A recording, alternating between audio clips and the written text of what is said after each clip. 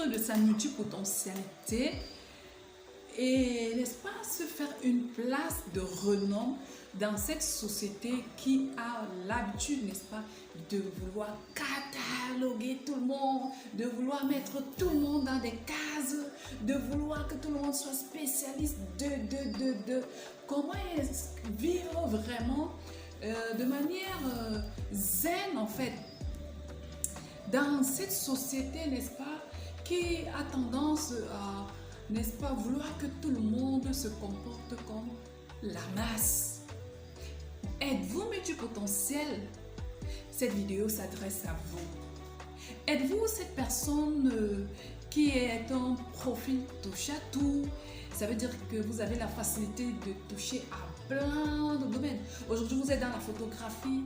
Un mois après, vous êtes là si vous vous retrouvez dans le coaching. Un mois, vous êtes là si vous vous retrouvez dans du e-commerce. Un mois après, vous êtes là si vous vous retrouvez peut-être dans la cuisine. Après, vous êtes dans la naturopathie. Après, vous voulez rester dans du community management.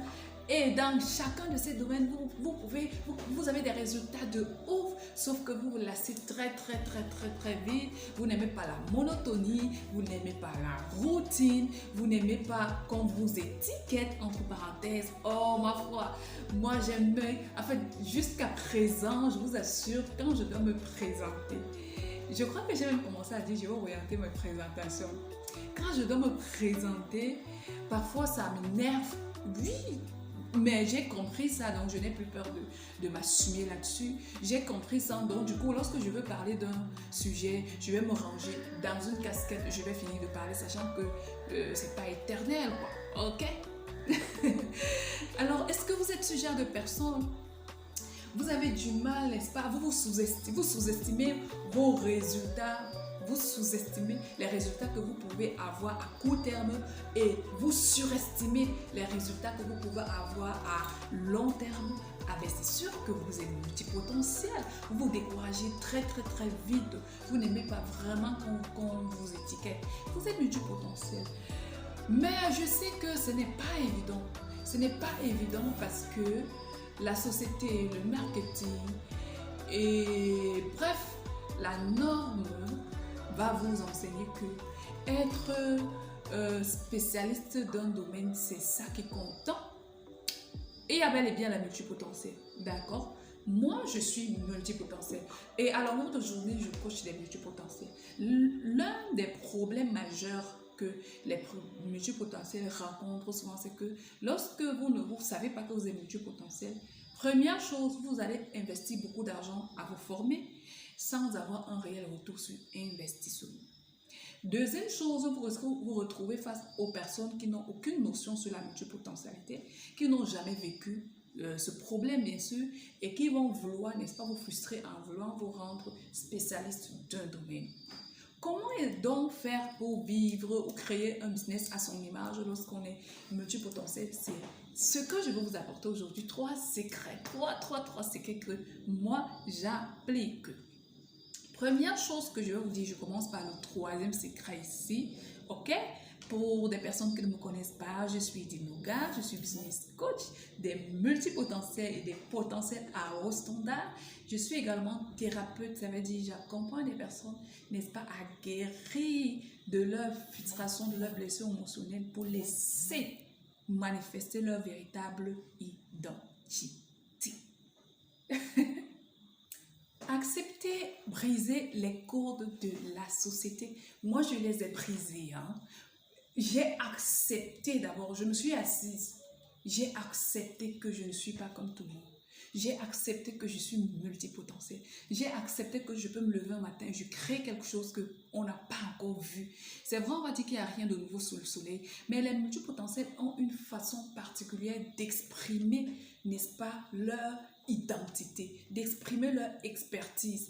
Et quand vous allez accepter ça, vous allez juste vous rendre compte que vous pouvez vous lever comme ça un jour, un matin, vous créez quelque chose et ça accroche les gens, ok? Créez un truc à votre... Acceptez que vous êtes multipotentiel. Voilà, je m'adresse vraiment comme si j'étais en train de m'adresser à Edith. Edith, crée-moi un truc à ton image. J'ai créé vidéothérapie. Et je me disais toujours, oh my God, qui connaît vidéothérapie, allez sur Google, on va vous parler, comme si on était à l'hôpital, peut-être c'est une thérapie à base des appareils, genre. Mais j'ai créé vidéothérapie et nous sommes déjà à la 6e session. Et voilà, un jour Google va parler, Forbes va parler de vidéothérapie. Est-ce qu'on se comprend? Créer un truc à votre image, en fait, acceptez cela et commencez à créer des concepts qui sortent de vos tripes, ok?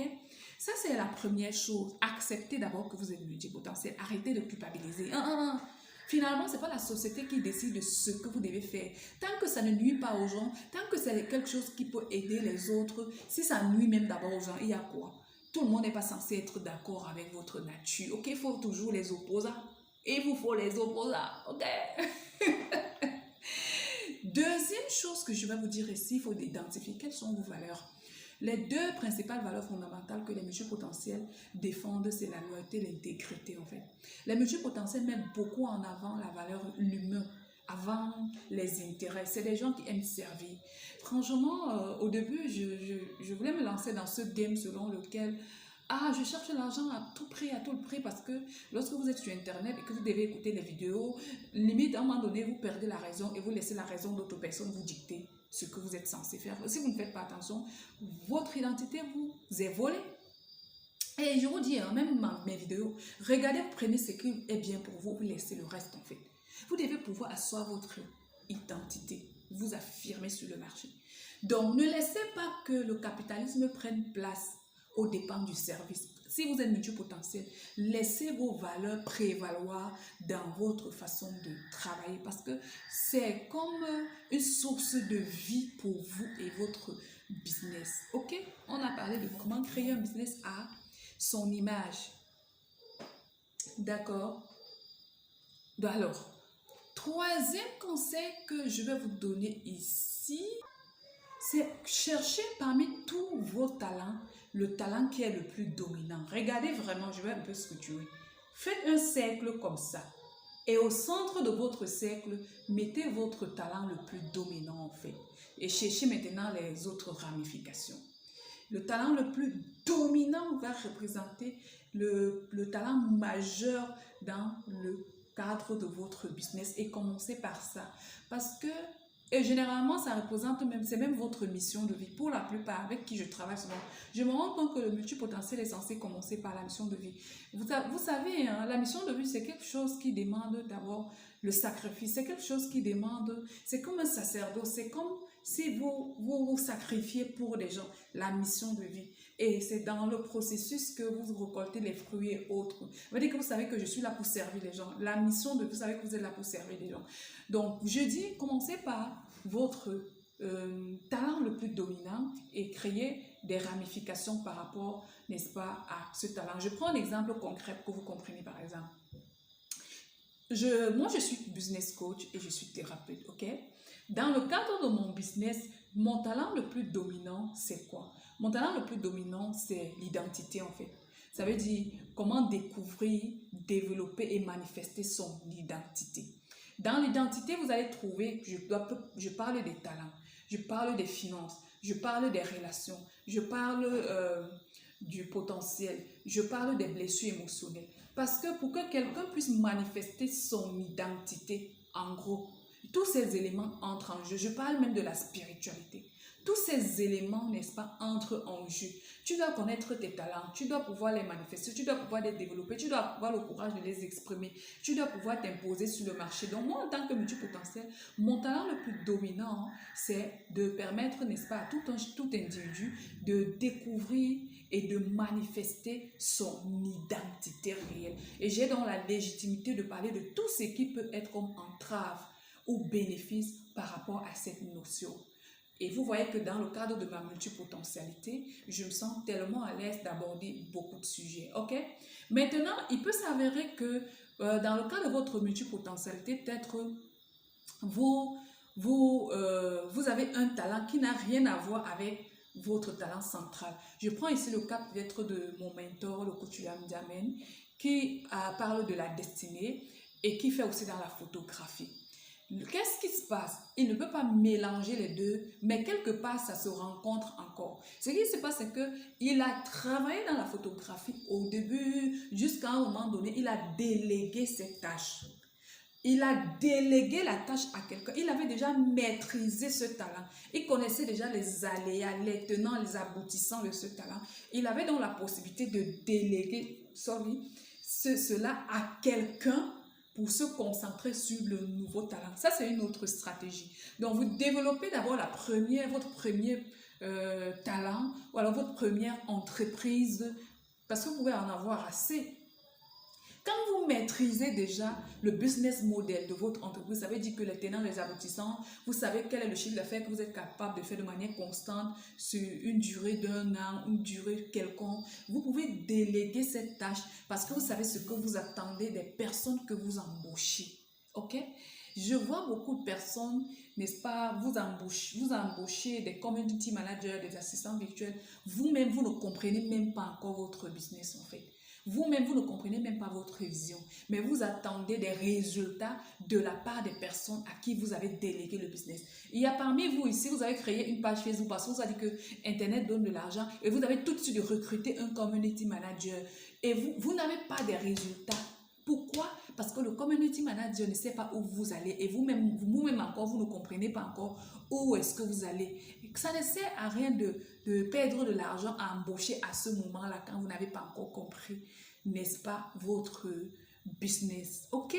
Je sais que ça demande un énorme sacrifice, surtout pour les multipotentiels, mais c'est d'abord le prix à payer, ok?